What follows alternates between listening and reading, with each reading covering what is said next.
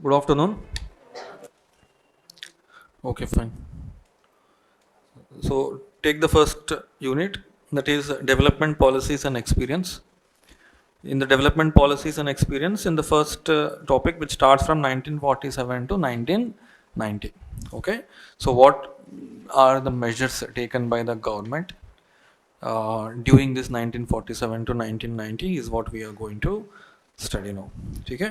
In this unit is about till reforms been made post independence.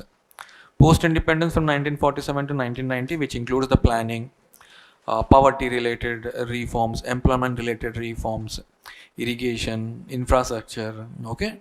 So export, import related, all the things which made our economy to rise, and there is also a fall. Again, it will rise after 1990 reforms. So there is a break till 1990. So post this break, we will be studying more about the content of Indian economy. So in this first chapter, Indian economy on the eve of independence. So what is on the eve of independence? In the eve of independence means like immediately as you got independence, initially what did you do? We started with the planning, that is 1950 we started planning. Okay, we established an institution which is called as the planning commission, okay, headed by the chairman, that is the prime minister. Next, immediately we started 5-year plans, started from 1951. So 1951 to 1956. So we had 12 plans. And what is the role of this 5-year plans? Till 1990 we have to study. 1990, why did we take a break here? Because post 1990 we introduced one of the very important reform, that is called as LPG. 1990 economical reforms to come out from recession, okay, to come out from the slowdown, etc. So because we already discussed what is recession, what is slowdown, etc. So you must be knowing, you should catch that post very easily. So to come out from this repeated slowdown, repeated recession, etc., what we have done, we have come up with so many measures, 1991 measures, etc. So what this 1991 measures will explain us post, that is post 1990. So like something we would have faced till 1990 which made us to take these measures. At that time the prime minister was PV Narasimha Rao, okay, and the finance minister was our Manmohan Singh. So what is the role of these two people? Because I have been repeating that Sri Lanka is in large scale recession, and there's so many articles about the finance minister, like can such finance minister be reborn in Sri Lanka, etc. So which can make the Sri Lanka to come out from those economic crisis what we used to face earlier. Now Sri Lanka is what is facing is very extreme of what we are facing. So now when Sri Lanka is facing that kind of issue, that similar things, few of them we will be studying in between this 1947 to 1990. Okay, so take the chapter number 1, Indian economy on the eve of independence. So what is there in this? Low level of economic development under the colonial rule, agricultural sector, industrial sector, foreign trade, demographic condition, occupational structure and infrastructure. So page number 3 to page number 11 we are going to complete this unit. So when we take the unit number 1, that is the first unit, if you look at the introduction, the primary objective of this book, that is Indian economic development, is to familiarize you with the basic features of the Indian economy. That means I have told you what were you facing in 1947 to 1990. You must believe that till we move till 1990, you must have seen so many changes. So many changes, economical changes, development changes, infrastructure changes, etc. So that means 50 years, almost 50 years. Okay, 50 years, what measures you have taken? Like what measures you have taken, but there would have been something a drawback, there would have been something a gap which made you to fall into crisis, which was a major agenda. Most of the subjects we read, we actually take consideration of 1990 reforms only. So the primary objective of this book is like Indian economic development is to familiarize you with the basic features of the Indian economy and its development. as it is today in the aftermath of independence. However, it is equally important to know something about the country's economic past, even as you learn about its present state and future prospects. So, let us first look at the state of Indian economic prior to the country's independence and form an idea of the various considerations that shape Indian post-independence development strategy. Exactly introduction I have given. We would have taken so many measures from 1947 to 1990, but these measures what you have taken, that made a cascading impact post 1990. That means what you have taken measures, what changes you have made, what employment you generated, what development activity you have brought, what was your exchange rate, dollar, rupee, what exports you used to make. All this are till 1990. Post consequences means post 1990. Post 1990, we were very much ready after LPG reforms. The structure of India's present day economy is not just of the current making. It has its roots steeped in history, particularly in the period when India was under the British rule, which lasted almost for 2 centuries. Like before India finally won its independence on 15th August 1947.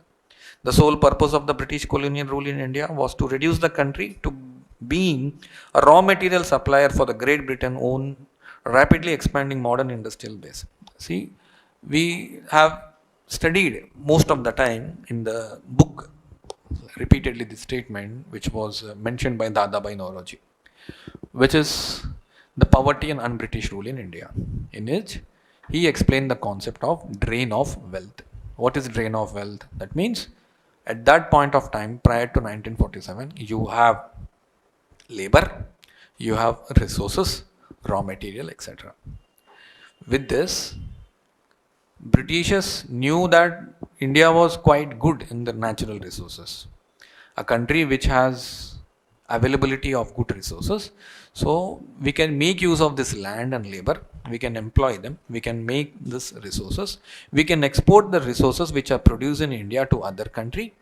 And the other country could supply to the various countries and also satisfy their own demands, not satisfying India's demand. So at least when you get some returns, that should be utilized for the benefit of India's growth. It was never made. You took resources from India, you exported from India, you used labor, you exploited natural resources, you exported it to other country, and from that country you sold those goods and you got returns and you utilized those returns for your own development, but not the development of India. That is the reason we fall into absolute poverty. Two types of poverty. See, in this NCERT classes, don't stick me only to NCERT line by line. I'll bring various topics. That topic may be repeated again when we go forward. There you will get easily understanding. So, two types of poverty. One is called as absolute poverty. Other one is relative poverty. Because of Britishers and their rule, we fell into absolute poverty. Not relative. Relative is very far. Leave it. We fell into absolute poverty. Now, what is poverty? Poverty means the basic essentials. That is food, shelter, clothing is not satisfied, then you said to be in the poverty. Two types of poverty: absolute poverty, relative poverty. Absolute means what? You don't have these basic things, then you are called as absolute. Absolute means what? Basic essential for your survival, you don't have these things, then you are called as absolute poverty. Now in such cases, what is relative poverty? Relative means what? Comparison. When you compare, when you draw a line which is called as a poverty line, when you draw this line which is called as poverty line, you will start making comparison between the rich and the poor. When you start making comparison between the rich and the poor, on what basis you are comparing? You will compare them based on their income, based on the expenditures, based on the standard of living, based on your savings, based on your food intake, based on your nutrition. So when you make these kind of comparison, then you are called as relatively poor. When you are said to be relatively poor, when we are making some comparison. Why do we have to compare? Because we need to scrutinize who are poor. I should know who are poor. When I should know how and who are poor, I will calculate. I will calculate taking a reference. This reference is based on many committees.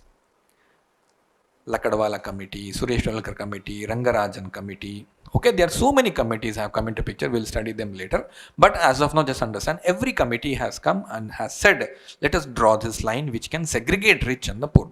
What is the use of segregating? We have to segregate this so that I can identify poor, I can enrich them with few basic essentials, okay, and can improve that the standard of living by providing certain minimum essentials. Example we studied about in agriculture chapter, PDS system.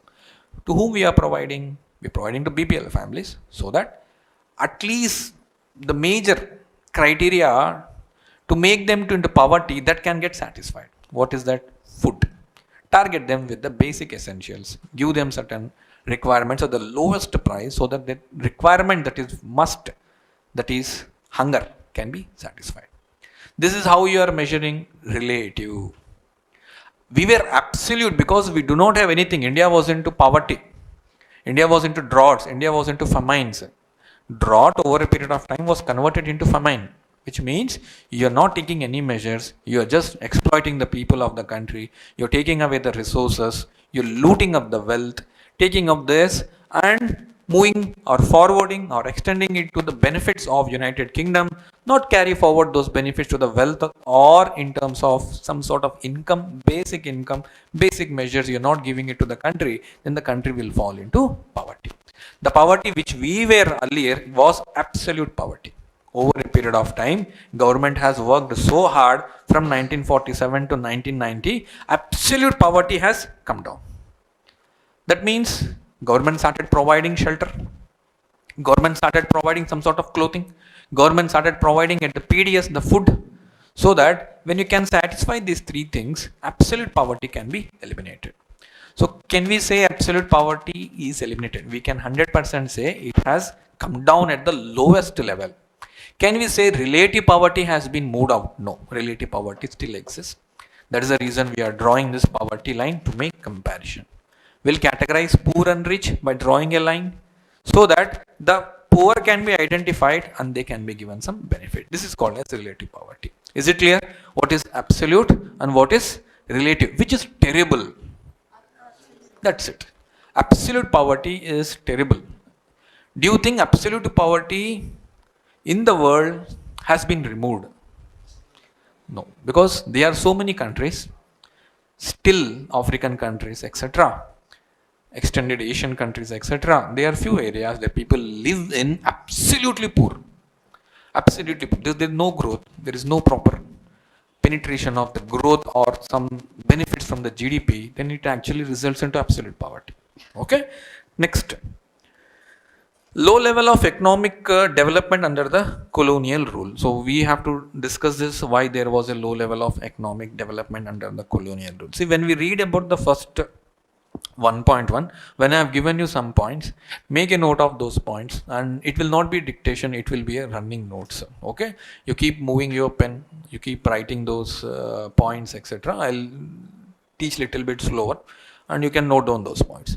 Low level of economic development under the colonial rule. So what can you expect from the colonial rule? They have basically come here for trade purpose. They come here for trade purpose, they looted, they made use of the land and labor, etc. You can't expect development from the colonial rule. Colonial, what is the meaning of the colonial, imperial? That means ruling for the long period of time. Rule is from the other countries. Rule is from the other territory, not from your territory. Okay? Example, East India Company. India has an independent economy before the advent of British rule. That is true. Though agriculture was the main source of livelihood for most people, yet the country's economy was characterized by the various kinds of manufacturing activities. India was particularly well known for its handicraft industries in the field of cotton and silk, metal and precious stoneworks. These products enjoyed a worldwide market based on the reputations of the fine quality of material used and the high standards of craftsmanship seen in all the imports from India.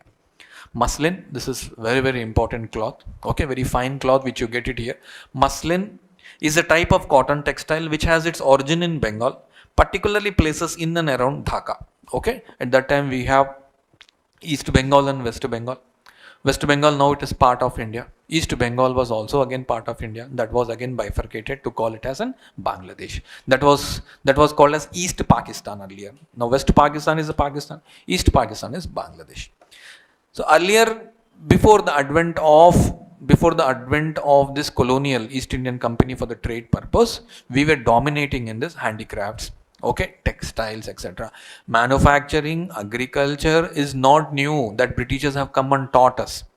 Okay, so many dynasties used to live. You would have studied in your modern history, etc. So many dynasties has lived here. So many dynasties has ruled our country. Okay, so those are the people who are inheritant of our country. Those are the people who have introduced so many things. In agriculture, we have studied right from Indus Valley civilization only. No Britishers has taught us agriculture. No Britishers have taught us making of this textile manufacturing, etc. It is our inheritance. Our inheritance means we have learned on this. Our country has taught this, but due to this various disparities means what? Not ruled by one in the entire country, that mutual interest made this advent of other rulers to invade the country. So this advent of the ruler to invade the country started getting at a smaller scale. You know French, you know Dutch, you know Britishers, who were very powerful, Portuguese, etc. There were 4 to 5 dynasties, 4 to 5 countries has come and ruled here. But you know, Britishers were the one who were at the smaller scale. But they knew it few things, how I should rule, how I should capture. They went into the larger scale, capturing the entire country. So at the minute scale you enter, at the maximal scale you will occupy, and you will take large scale trade. You'll take large scale trade, making benefits here for themselves, not to the country. Now here again you see, here in this case of muslin is a type of cotton textile which has its origin in Bengal, particularly places in and around of Dhaka. That was earlier called Dhaka. Now the capital of Bangladesh. Dhakai muslin, okay, has gained worldwide fame as an exquisite type of cotton textile. The finest variety of muslin was called malmal. You must be knowing malmal shawls, malmal cloth, etc. Okay, and sometimes foreign travelers also used to refer to as malmal shahi or malmal khas, implying that it was worn by or fit for the royalty. If someone is using this, then it is like a tradition of showing a richness. Okay, so people use this material to project their wealth, okay, project their royalty, their darbar, etc.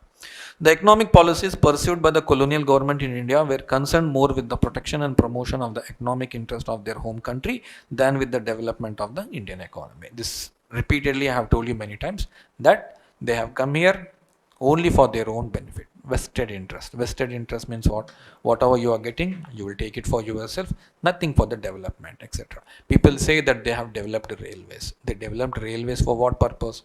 Purpose is to connect so that it will make their trade easier, exporting of goods easier, exporting of trade, from the trade that is from one country to another easier. That is the reason connectivity of raw material, they have brought this railway lines. Example, Bombay to Thane in 1853, 35 kilometers to 50 kilometers they have introduced. Okay, that could connect actually the raw materials. Next, such policies brought about a fundamental change in the structure of Indian economy, transforming the country into supplier of raw material and consumer of finished industrial products from Britain. This also I have told you, that you are being treated a country only for the supplier purpose. We have come to your country for trade. So why do you go for trade? Make use of the goods, raw materials produced there, take those raw materials, export it. Export it, they get benefit, they sell it, they'll decide the price, they will get profit, they will use for their own country's growth, but not to the growth of India. This was clearly explained by Dadabhai Naoroji. This is called as drain of wealth. Okay? This was explained clearly, which is called as the drain of wealth. Obviously, the colonial government never made any sincere attempt to estimate India's national and per capita income. Some individuals' attempts which were made to measure some incomes yielded conflicting and inconsistent results. Among the notable estimators, Dadabhai Naoroji, William Digby, Findlay Cyrus, V. Rao, and R.C. Desai. It was Rao who estimate during the colonial period was considered very significant. So, how can you expect a questions in this? See, among the reputable estimators. What are they estimating? They are estimating the national income and per capita income. What is national income? We discussed already. Total income of the country, that is GDP plus NFI. And what is NFI? Net factor income from abroad. This is called as GNP, which is called as national income. National income means total income. So these are the people who made actually the first estimations of the national income. How much you are earning? See, from GDP you are earning. How are you earning from GDP? Because resources are being produced here. At that point, whoever it is produced, but resources are produced in India. It's a domestic product. Plus, this domestic product is basically exported. And when you're exporting it, it is estimated that you should get some returns back to India. That should contribute to NFI.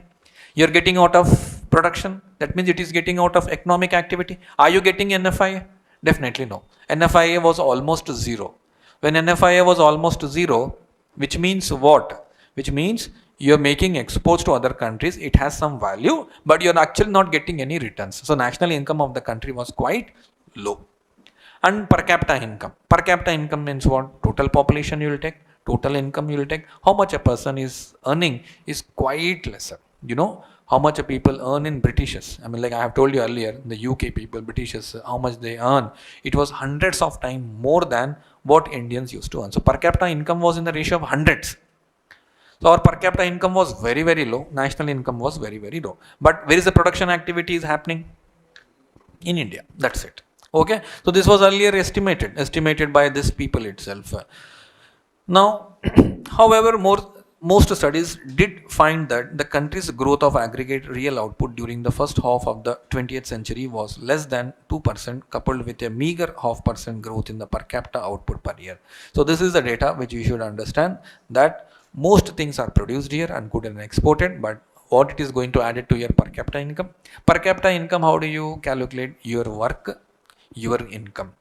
Your work is more, exploitation is more. Number of work you associate in the production activity is very, very high, but end of the day, your incomes are very, very less. So when your incomes are very, very less, on the average, if I take entire country is earning less, your per capita income is less. That means, how do you expect a growth of the country?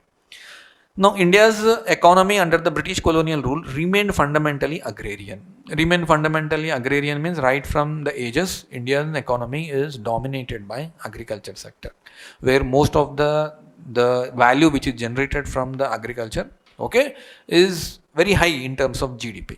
About 85% of the country's population lived mostly in the villages and derived livelihood directly or indirectly from the agriculture. This is not this point of view.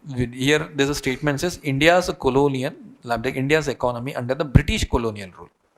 So at that point of time, you should remember that about 85% of them were quite in the rural areas who were actually working under agriculture sector. Very few, like 15% of them, were associated in the urban areas, semi-urban areas, where those areas like some of the institutions would have been established.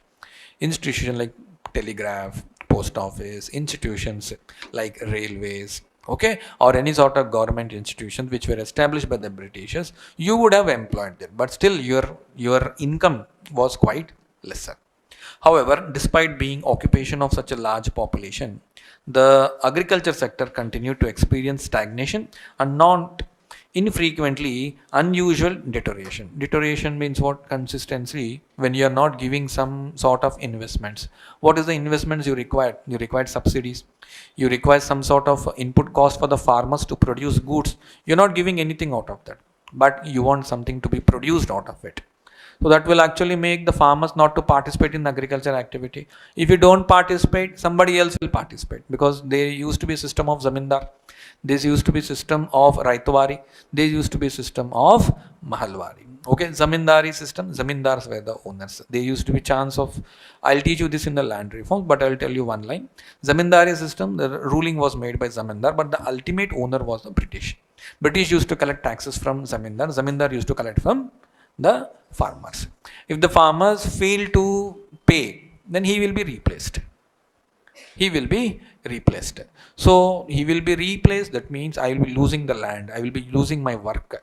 So in such cases, farmer used to go out, bring some loans, make some investments, produce. Out of his return, he used to give it to the zamindar. Zamindar used to transfer it to the British. This is called as zamindari system.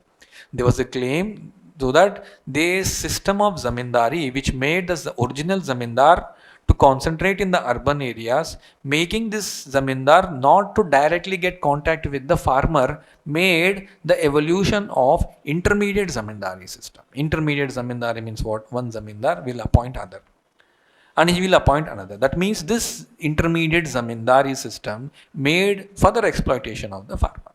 Okay? So there was a law which was introduced by the British which is called as the sunset law. Sunset law means what? Till the point of time, okay, certain period of time before the sunset, the zamindar has to hand over the taxes to the British, else zamindar will be expelled. So in order to save his position, zamindar used to put lot of pressure on the farmer. This made the farmers either to commit suicide or the farmers to get expelled, giving an opportunity for another farmer. The farmer who was expelled, he will be acting as a tenant or a peasant. Tenant or the peasant. So what is the difference between a peasant and a farmer? Farmer has a right on the land. Peasant does not have any right. Okay, we'll cut here. So just understand, investments in the agriculture sector was not much high, but association of the more people in agriculture was quite higher, which made them to exploit our farmers. Okay, drag more resources from the agriculture activity, export these goods, not giving benefit to the cultivator. Now agriculture productivity became low though in absolute terms. The sector experienced some growth due to expansion of the aggregate area under the cultivation. Only because of little expansion in the agricultural land, okay, which was there in the hands of the zamindar, which was there in the hand of the British, okay, could have been expanded to the farmers to cultivate. That made the agriculture activity to increase its production, but it did not give any result to increase in the income of the farmers. This stagnation in the agriculture sector was caused mainly because of the various systems of land settlement that were introduced by the colonial, particularly under the zamindari system, which was implemented in then Bengal Presidency, comprising parts of India's present-day eastern states. The profit accruing out of the agriculture sector went to the zamindars instead of the cultivators. However, the considerable number of zamindars and not just the colonial government did nothing to improve the condition of the agriculture. Simple, I have explained you already. What benefits you are getting it?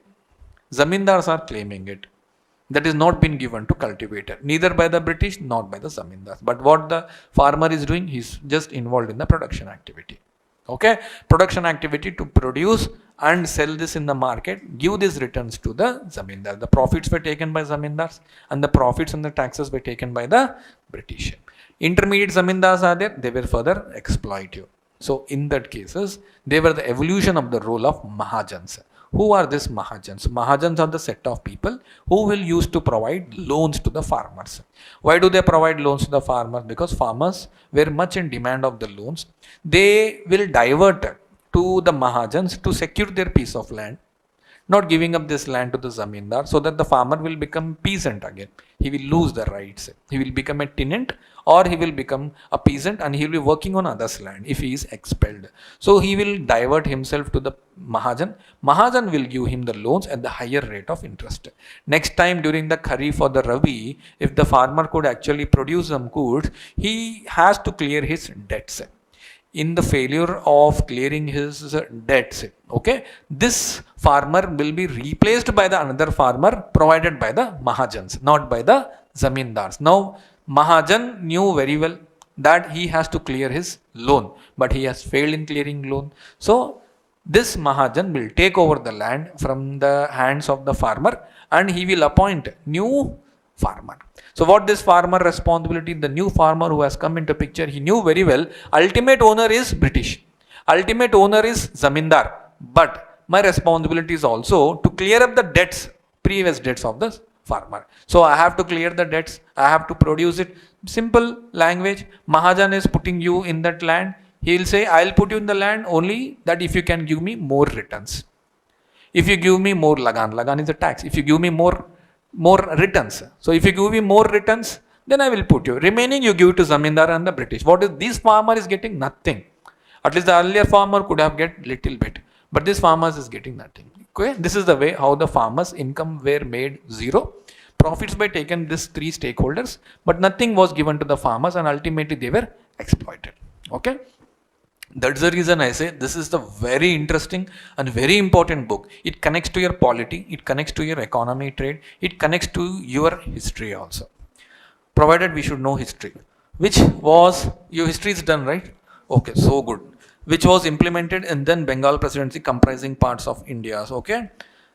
However, considerable number of zamindars and not just the colonial government did nothing to improve the condition of the agriculture. Agriculture was not improved. Agriculture was not improved, but what improved, what increased was exploitation. Next, the main interest of the zamindars was only to collect rent regardless of the economic conditions of the cultivator. This I have clearly explained.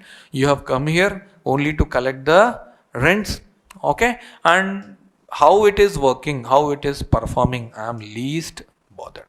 Okay? Next point. This caused immense misery and social tensions among the latter.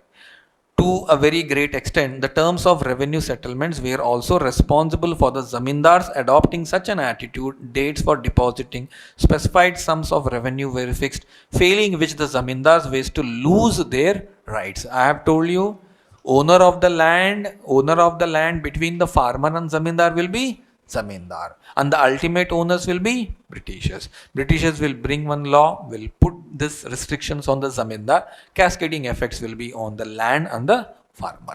Okay? If you're not giving me tax, you will be expelled, even though you are zamindar. I'll bring new zamindar into rule.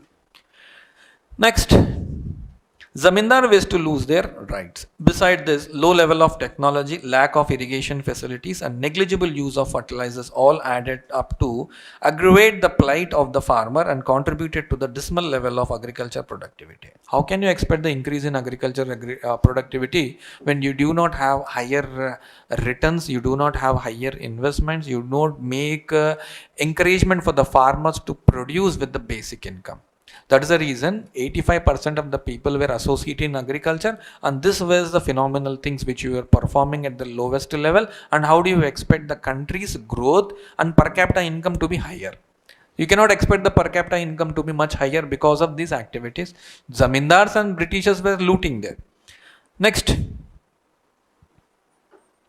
there was of course some evidence of a relatively higher yield of cash crops in certain areas of the country due to commercialization of agriculture.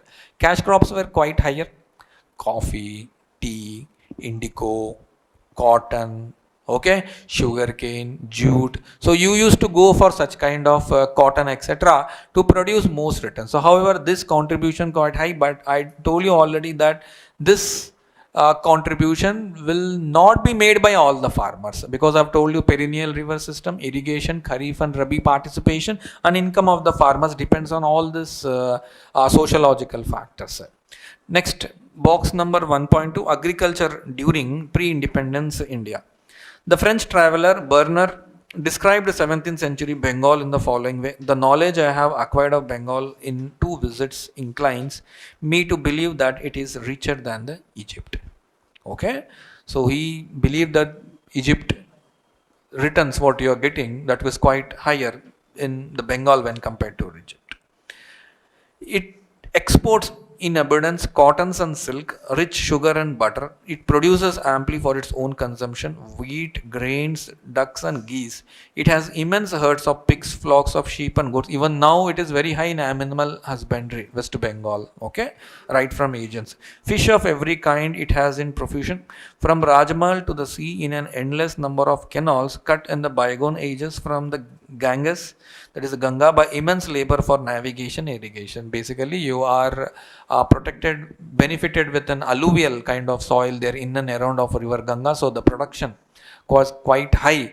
So you expect different types of crops there, etc., animal husbandry, etc. So what he felt is quite higher in terms of the production, quite high in terms of the productivity. In few areas like West Bengal was very high when compared to the other countries. Okay, work this out. This is not for us, this is for the school kids, and you are not in school. Next, but this could hardly help farmers in improving their economic condition, as instead of producing food crops, now they were producing cash crops, which were to be ultimately used by the British industries back home. So even though you produce cash crops, etc., see, producing cash crops is not important. Processing cash crops is important. So you produce now, you process now. So we have processing units like jute we process, sugarcane we process, etc. So those processing things deliberately you did not put it here. Few at a very smaller extent you have produced here, okay, process here, but most of the things processed were in UK only, because you know that Indians are quite clever. If you can transfer the technology and transfer this machinery, some control of the British can be reduced, because you will make a finished product in India which will never be in the hands of the Britishers. That means you don't want to make the technology to be transferred. So you don't want this technology to be in the country. Why? Because you should always show that you are only a producer. You are not in a stage of processing. From producing to processing, what matters is technology, which is not there in India, that is always present in the UK, that has to be processed there. It cannot be processed here. This is the gap between UK and India. It was deliberately shown. Is it clear? So that is the reason in the first case, in the first stage of economy during its development within this colonial rule, you used to produce, okay, export this produced goods raw materials to the countries, developed countries like UK, and used to process that processed good you used to again export to India, and people used to buy here. So what is the gap? See, you are only a producer, and what you are purchasing now is a final product. So make a final product. UK is very important. This is what is being put into the minds of Indians at that period of time. So as we grow, as the technology we adopted because of the own skills, then we feel that something is going out of the hands of the British, because production is happening here, processing is also happening here. That's what mill industries has been developed. Sugar mill industries has been developed, jute mill industries has been developed. So when these industries quite started at that period of time, then Britishers used to feel that something is going out of the hand. Then you'll bring regulations with some acts, etc., to control these industries. All these industries will be controlled by us only. Is it clear? You cannot process them without our permission. Is it? So that's the reason once it was exported, it used to process there. Now when it started getting processed here, will bring some regulation. That means you will never go out of our control of trade. You'll always be in our control. That was their mindset. So just understand, now we are not in anyone's control. No one can control you, that's first thing. But we are not in anyone's control. So when, imagine that you are producing and you are buying up the same good which you have produced. It's very difficult. It's very difficult to digest that you produce the same good and you are purchasing the same good. So, which means you are getting very minimum returns. This minimum returns is converted into expenditures. Expenditures on the same good which you have produced. This is a very difficult thing. Next, despite some progress made in irrigation, Indian agriculture was starved out of investment in terracing, flood control, drainage, and desalination of soil. With a small section of farmers changed their cropping patterns from a food crops to commercial, a large segment of the tenants, small farmers and sharecroppers, neither had resources and technology nor had incentive to invest in agriculture. So this is a very simple point. So you must have understood the story, what is happening in the quite previous ruling of this colonial system. Now we'll go to industrial sector. So if any boxes, if I miss, like you can just remind me. If I overlook some statements, you can remind me so that we don't miss anything in the chapter. Initially, it will go little bit slower. Next, it will go like a Rajdhani Express, because it will take some time for us to interact in this with respect to NCERTs, because I am teaching you line by line, not missing anything. So even if I miss, you can just remind. Okay, industrial sector is the next one. Okay. As in the case of agriculture, so also in the manufacturing, India could not develop a sound industrial base under the colonial. This exactly I have explained now. They did not develop any sound mechanism, technology. Basically, they were not allowed to made it. Even if they were made to allow it, they will bring some regulations. Someone wants to write something about the news. So someone in any of the languages, vernacular, press act, etc., you must have studied. So that you will bring some restrictions. That means you are writing something against the government, you are gone. Whatever the press, whatever the information you are giving, you cannot write against the British.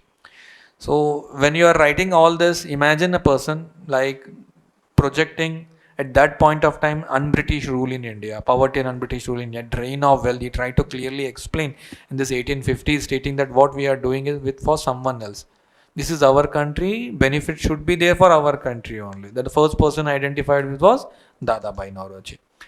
Now, even as the country's world famous handicraft industries decline, no corresponding modern industry base was allowed to come up to take the pride of place so long enjoyed by the farmers. The primary motive of the colonial government behind the policy of systematically de-industrializing India was twofold. The intention was first to reduce India to the status of mere exporter. This I have explained.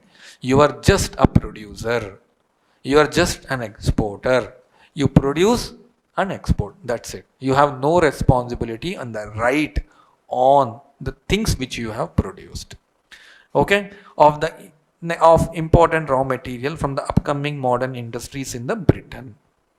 And second, to turn India into a sprawling market for the finished products of those industries so that their continued expansion could be ensured to the maximum advantage of their home country, that is Britain. Even though you produce goods, the profits which you are getting it, you will not utilize it for India. Even though if you are producing the goods in India.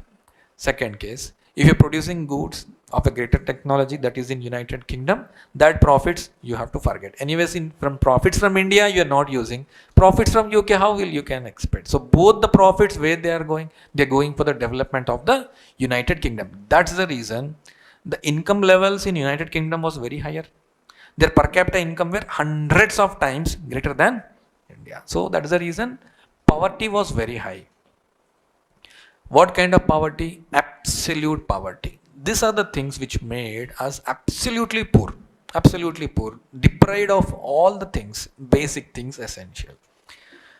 Next, in the unfolding economic scenario, the decline of indigenous handicrafts industries created not only massive unemployment in India, but also a new demand in Indian consumer market, which was now deprived of the supply of locally made goods. So it is now deprived of the supply. He's saying it is deprived of the supply of locally made. Then where is the supply going? Is now deprived of the supply of locally made goods. Means where is the goods are moving out? They're moving out of India. That's it. So that means you don't have access. You don't have access to basic essentials also. So how do you expect that a country can grow if your mindset is like this? This demand was profitably met by increasing imports of the cheap manufactured goods were from Britain. So you actually again creating a demand here. Okay, first of all, the supply is more in India, you exported that.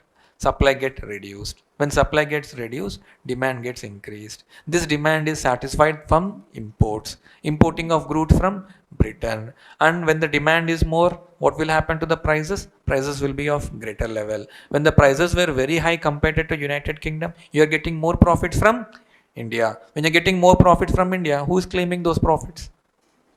It looks very different, right? You're producing, deliberately supplying exports, and from there you're again importing, creating demand, more prices and profits, taking profits for themselves and moving away. So this is quite different type of economical scenario which the colonial rule had made in the country. During the second half of the 19th century, modern industry began to take root in India, but its progress remained very slow. Initially, this development was confined to the setting up of cotton and jute textile mills. The cotton textile mills, mainly dominated by Indians, were located in the western parts of the country, namely Maharashtra and Gujarat. See, why in the western part of the country? These states basically they are good in the production of these raw materials like this cotton, this jute, okay, etc. West Bengal. So Gujarat, Maharashtra, why they were dominated in trade? Firstly, they were supported by ports. Okay, the trade at that time was much supported by ports. At that time, you had this port system, and the trade was quite easy because these states were blessed with the coastal.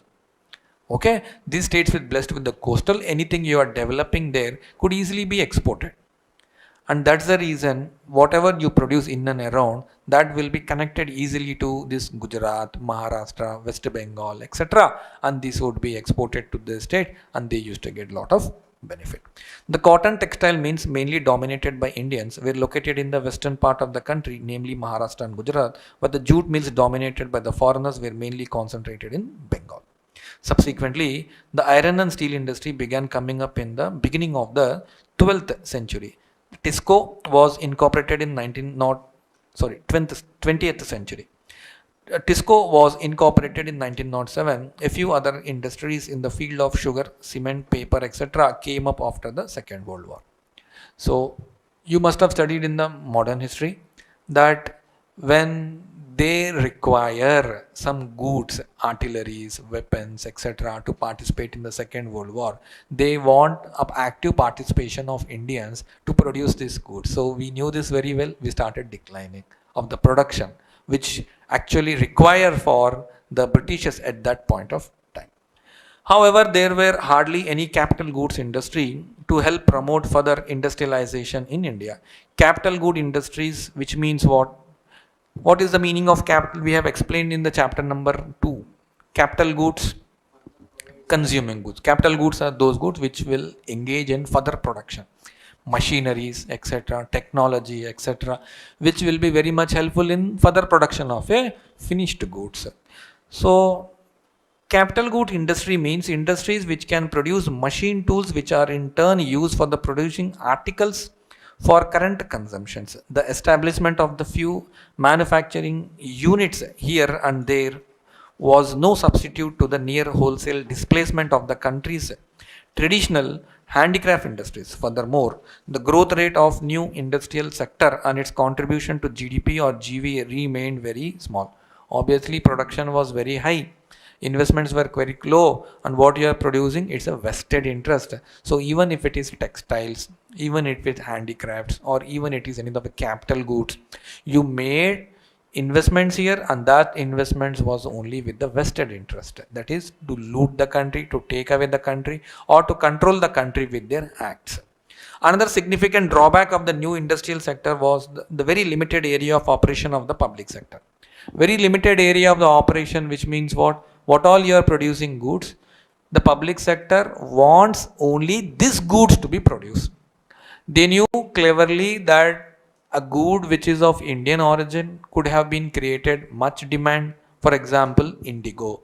When indigo was very much in rise, they deliberately create a demand for another crop, making the farmers to go deliberately giving more benefits for the another crop, not making rice for this dye. That is the reason we made a revolution which is called as indigo revolution. Okay, next, another significant drawback of the new industrial sector was very limited. This sector remained confined only to the railways, power generation, communication, ports, and some other departmental undertakings. So why are you confined? Because these are the major. I don't want any other thing. I want banks, I want archaeological survey, I want railways, I want department of post, I want trade, I want telecommunication, I want natural resources, I want mining. What is left? Only these things are left. So these things are the major things. I will control these major things. When I control these major things, everything is controlled. When everything is in control, then I can actually go for the trade. Okay, work this out. You please work this out. The one in the pink box. Prepare a list showing where and when.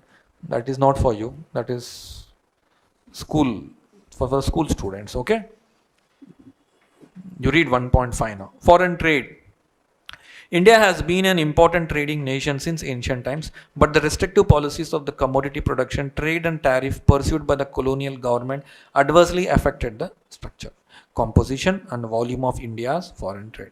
Consequently, India became an exporter of primary products such as raw silk, cotton, wool, sugar, indigo, jute, etc., and an importer of finished consumer like cotton, silk, woolen, capital goods like light machinery, etc. What we are exporting is same. Look at the list. What you are importing is also very similar. Other than this, something additional things which we are importing, which are called as capital goods. Capital goods are those goods. Where are the capital goods present? Mostly in UK. Because you send raw material here, they will process this, and the finished goods you will get it and you will buy. And when you will buy, you are making an investments, they get some profits and it will be utilized by them. Okay, such a trade you made in such a way that it's clearly shows an exploitative nature, clearly exploitative nature. Okay, next. For all practical purpose, Britain maintained a monopoly control of India's exports and imports. This is a statement which I have been continuously repeating. You came for the trade, and very cleverly, you will divide the population, you will unite the population, you will create a supply, you will reduce the supply. Anything I am ready to do it, unless and until all this segment areas, sectors, people are in my control. I want to control this country. If something goes out of the control, it's very difficult to perform the trade. Okay. Next, for all practical purpose, Britain has maintained this. As a result, more than half of India's foreign trade was restricted to Britain, while the rest was allowed with the few other countries like China. Ceylon is what? Sri Lanka. Okay. And Persia, that is Iran. So this is very important. As a result, just underline the statement. As a result, more than half of India's foreign trade was restricted to Britain, with the rest was allowed with the few other countries like China, Sri Lanka, Iran, etc.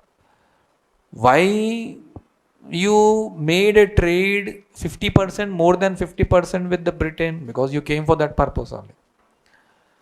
And you trade basically raw materials. You trade two types, ma. You take raw materials, you'll process in UK. You'll satisfy the global demand, which includes India. You'll get profits.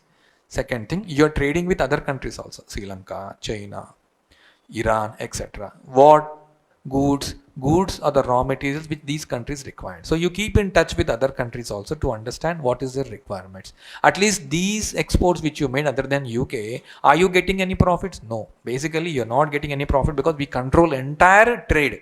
Entire trade, 50% I will only take charge with my country only. 50% I will choose other countries which are having demand, and those demand is satisfied by India. Will you accept it now? Definitely no. It's very cruel nature of the Britishers. The opening of the Suez Canal further intensified British control over the India's foreign trade. When was the Suez Canal open? 1869. The most important characteristics of Indian foreign trade through the colonial period was generation of a large export surplus. But this surplus came at a huge cost to the country's economy. Several essential commodities, food grains, clothes, kerosene, etc., were scarcely available in the domestic market. Furthermore, this export surplus did not result in any flow of gold or silver into country. Why will that flow? It will never flow, okay, into the country. Rather, this was used to make payments for the expenses incurred by an office set up by the colonial government in the Britain. Expenses on the war, okay, underline, this is very important, that what are you using, the benefits you are getting, expenses incurred by an office set up by the colonial government in Britain. You have established any office for the trade purpose, looking up this foreign trade, etc. For that you have to give payments, so you are making this payments for their profits. Next, expenses on the war. So you wanted to, you were indulged in war. Okay, for that expenses you're taking up benefits of us. Again fought by the British government and the import of invisible items, all which led to the drain of invisible items, services, visible goods. There are two types of trade is performed basically in visible and invisible. Visible are the goods, invisible are the services.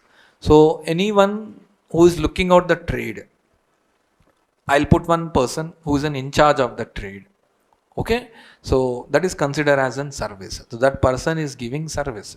So the service with the profits I am getting, I have to support him. Any person who is looking of the goods, so I have to pay him. So anything with respect to the trade of goods or services, I have to pay him. They are not being paid. They are paid in Indian. They are paid from the Indian wealth, not from the UK's wealth. Demographic conditions.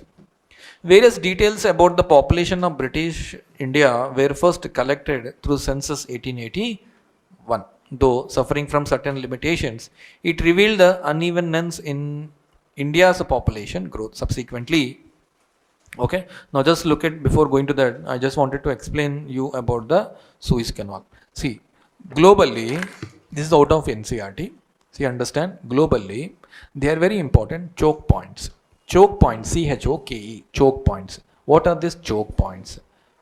Choke points are the one which are called as the economic connectors. Economic connectors are those connectors which will reduce the travel, the distance, the trade, route time, etc. These are called as choke points. What are the choke points we have? Suez. Okay, we have Suez. We have Panama. Okay, we have Malacca. Okay, we have nearby Isthmus of Kra, the extension of Thailand, etc. Okay, all these are the important choke points. If we do not have these choke points, Gulf of Suez, okay, so if we Gulf of Aden, important choke points. If you do not have these choke points, the distance and the travel time will take very lengthier. So that's the reason we started all these choke points. Panama is one of the busiest. Okay, Suez is one of the busiest. So these are called as the choke points because right from the ancient they are busy in trade. They are busy in trade. Even now they are busy in trade. And Singapore is very busy. Why? How Singapore is earning? It is also called as a call city, port city, call point. That means what? The port it is acting as an entry and exit point. That's it. Entry and exit. Lot of stalls are being maintained there. Port is being maintained there. So like Singapore earns a huge. Is it clear? So Suez Canal comes under whose control? Egypt now. Okay, so that means it will connect the Red Sea and the Mediterranean Sea. That will actually lead again to the Atlantic Ocean, from there UK, etc. It will reduce the trade route, distance, etc. So choke points are very common. Choke points are very, very important in principle of mapping. So choke points, again, there are many choke points which were controlled by the UK. They did not control the countries, they control choke points also. So that it can actually make very easier for them to control the trade route. So taking the control of country is one agenda. You produce goods and it is taking a delay time. That means they came with a proper intention, proper channel. If I control this Suez, if I control this Panama, it could reduce my delay time, etc. Now Panama will not allow broader ships. It will allow only the narrow or the small ferries, which can carry very limited logistics, because the Panama Canal and its passage itself is very narrow. And hence, if you look at the southern, where is Panama? Central American countries. We have Southern America, we have Northern America. In Central American countries we are talking about. We have Ecuador, we have Costa Rica, we have Panama, we have Honduras, we have Nicaragua. So they are associated, Mexico, USA, Canada. So all this nearby this Caribbean region. So this Panama, if it is not in a position to accompany larger scale of transportation, Nicaragua was the country which was very near of Panama. It could, in a very broader position, it could employ the broader trade when compared to Panama.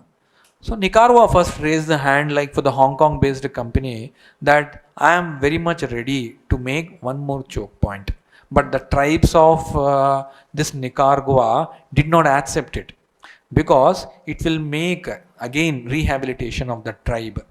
Okay, they are very much indigenously settled in those places, and it will also create a greater loss to the Great Nicaragua Lake. So people did not accept it. People said like it will be a very much loss to the ecosystem, the greenery, tribal resettlements. So they raised their voice. So in considering them, the Nicaragua government said we will delay it for certain period of time. As of now, we are continuing with Panama only. So where do you expect this choke points he's talking about? He's talking about Suez. Then he can ask you questions about Nicaragua in the mapping. He can ask the boundaries of Nicaragua. Okay, he can ask about the Grand Canal of Nicaragua, which was about to constructed. He cannot talk you about the Panama. Panama connects what? To which two oceans Panama connects? Where it is in and around of Caribbean Sea. So be careful about this. This is very important. Mapping, you get 2 to 3 questions. Mapping again linked to NCERTs, etc. Okay, trade to the Suez. So it is already written 1869 here. Suez Canal is an artificial waterway running through the north to south across the isthmus of, you must be knowing isthmus, okay, of Suez in northeastern Egypt. It connects Port Said, underline Port Said, on the Mediterranean Sea with the Gulf of Suez on the Red Sea. Basically, it connects two important seas. One is the Mediterranean and the Red Sea. Okay? Next, the canal provides a direct route trade for the ships operating between the European and American ports and ports located in the South Asia. That includes India, East Asia, East Africa and Oceania. By doing away the need to sail around the Africa, strategically and economically, it is one of the most important waterway in the world. Its opening in 1869 reduced the cost of transportation. This is what is called as, in exam if I ask about the choke points, don't get confused. Choke points are the gateways. These are the economic gateways. These are the connectors. He can use any terms. He can ask you the choke points. He can use the connectors. Okay. He can use economic gateways. Okay. So this you should remember. Tomorrow I'll ask you what are the different types of choke points in the world. I've told you Panama. Okay. One is Isthmus of Kra, Malacca Strait. Okay. And one we have in Suez. There are few more choke points. There are few more choke points. That choke points are also in news. You have to read. You have to open the atlas and you have to read those choke points, which are very, very important for your exam. Newly targeted choke points. Isthmus of Kra, Nicaragua. These are called as the newly targeted choke points. That will again be in the news. Okay. Subsequently, every 10 years, such census operations were carried out. Before 1921, India was in the first stage of demographic transition. The second stage of transition began after 1921. However, neither the total population of India nor the rate of population growth at this stage was very high because of the control systems which we have followed, so that the population will not overflow in the country. The various social development indicators were also not quite encouraging. What are the various social development? One important at that time is, it is not education, it is health. Health was one of the most important social development. Second was education. Third was social development indicators like your income, your expenditures, meeting up the basic essentials, poverty was quite high. So that's the reason wages, social development indicators were not also quite encouraging. They were not encouraging. The overall literacy level was less than 16%. What is the literacy level now? Greater than 70. Out of this, the female literacy level was at the negligible low of about 7%. No, it was quite lower at that time. Now it is much improved. Public health facilities were either unavailable to large chunks of population, or when available were highly inadequate. So what are the public health facilities? Hospitals, PHCs, primary health care units, mobile units, what we have now, we never used to have such kind of things.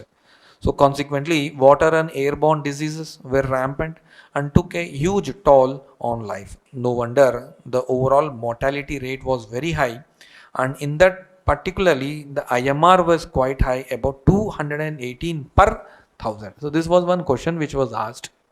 Okay, he did not ask the number. He has asked a simple question. Consider the following statements about IMR and MMR. IMR is calculated per thousand. MMR is calculated per lakh.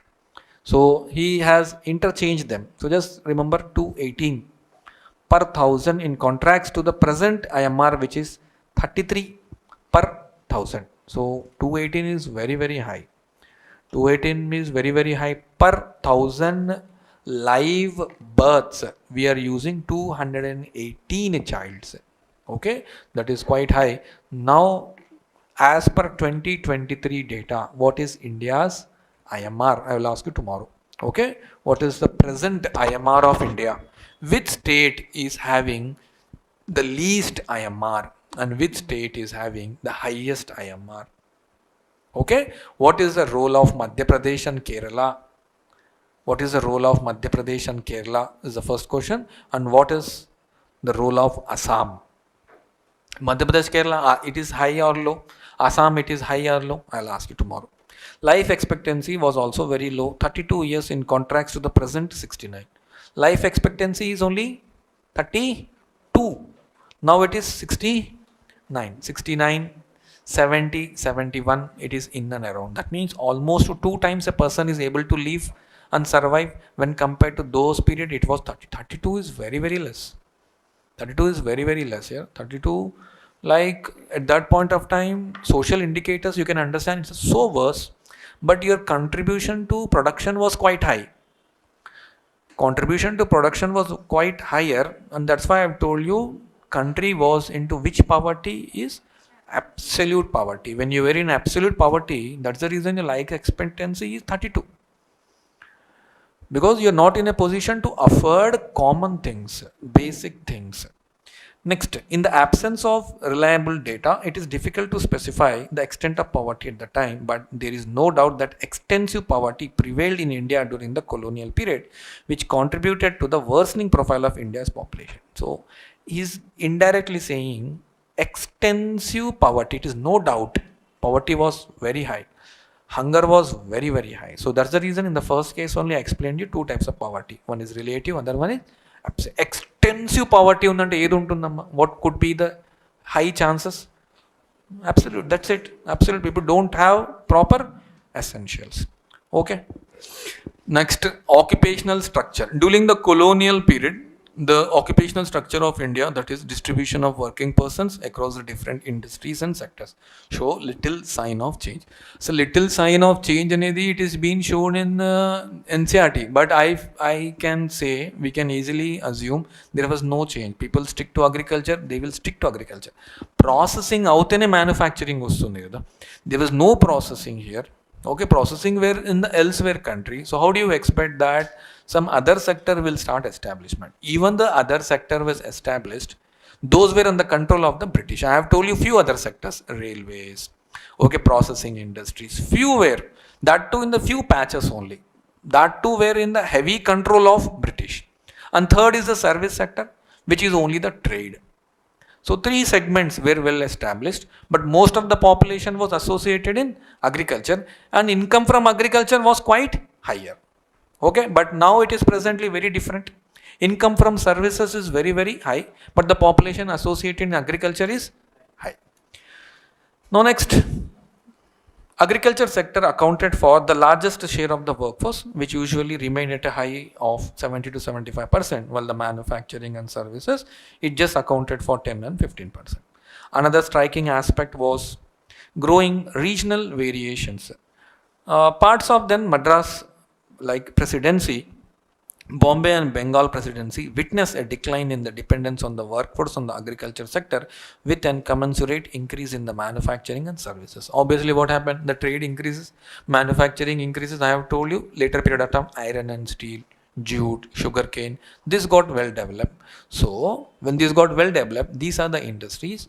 There was no urban, there was no rural. Wherever you start strength, that is the population increases, that is considered as an urban. Ante. There was nothing such is called as an urban. This area is urban. No. Jute industries we discussed. Jute industries were well established there over a period of time due to that establishment. Okay. The population in and around of the jute industries will increase. And that is the reason they were in the urban. That's it. I have set up that because it was feasible to me in that area. So I have set up. That area now converted as an urban area. So here, like, however, there would have been an increase in the share of workforce in the agriculture during the same time. So in agriculture also people were participating now. Industries are participating, services also they were participating, but their per capita income was very lower.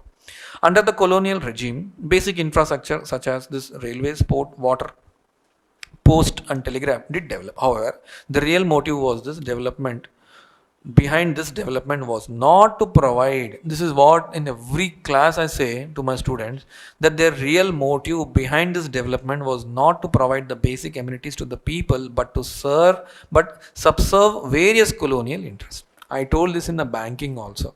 These were written in only few books, that is one among them is NCERT. They brought bankings, they made establishment of archaeological survey, they made establishment of railways because they have some intention. But how we read in this now in the books, like British developed this dams, British developed this industries, British brought this railway system, British brought this banks, they established bank here so that the people who are providing service here, looking care of those trade, this industrial sectors, agriculture activities, the British agents who are working here, okay, they will be paid salaries, they should get some accounts, so they'll get deposit here. Their family members who are in UK, they used to withdraw.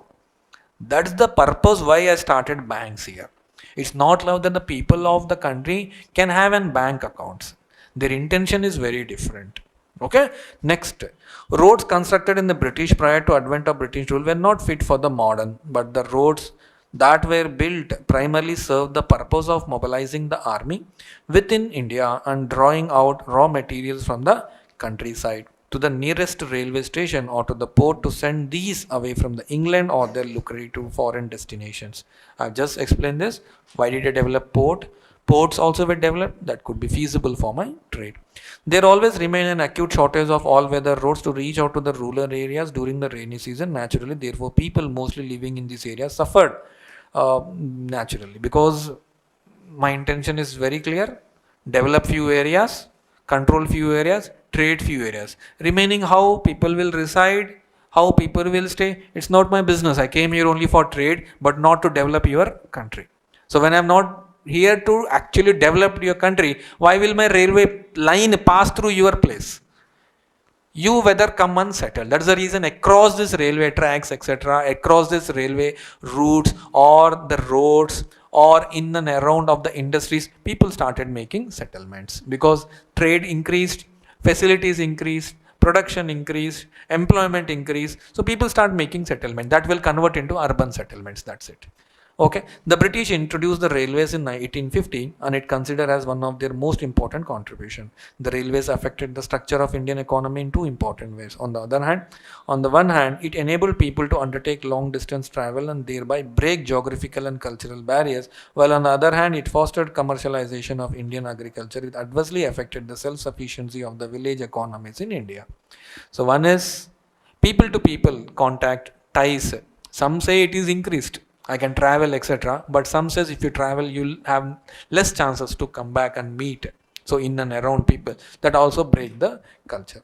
So the volume of India's exports undoubtedly expanded, but its benefits rarely accrued to the Indian people.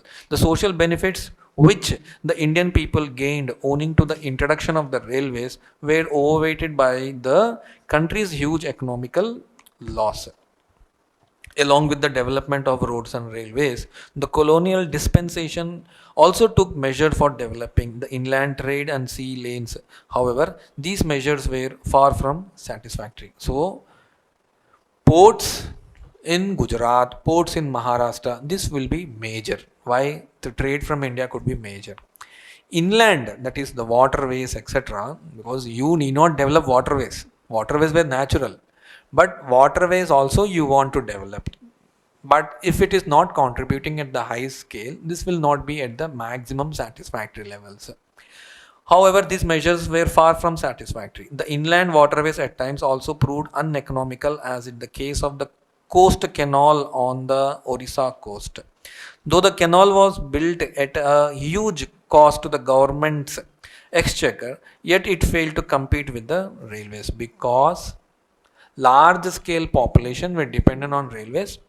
Large scale of connectivity of natural resources were very easy via railways than going to the other waterways and roadways.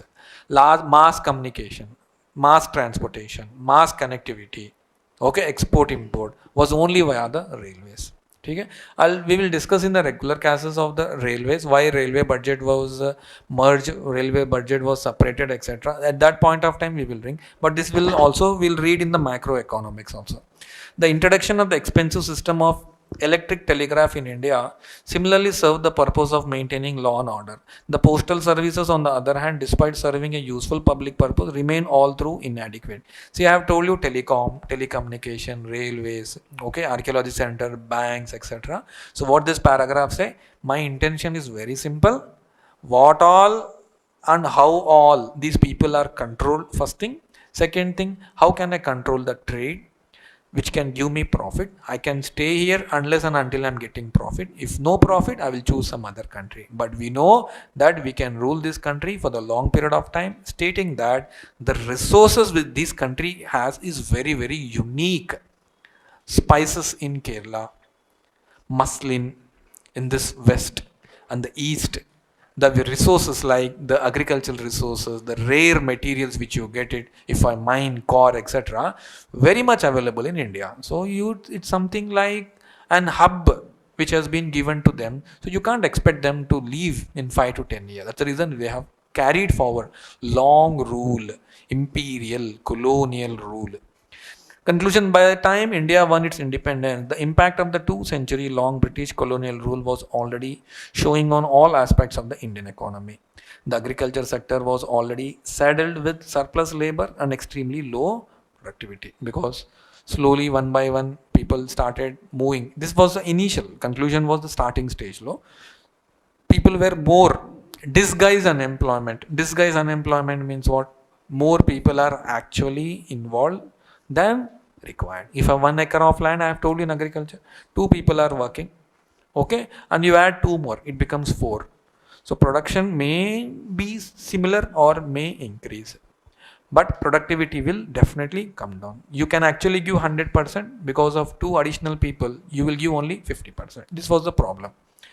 The industrial sector was crying for modernization, diversification, capacity building, and increased public investments. Foreign trade was oriented to feed the industrial revolution in Britain.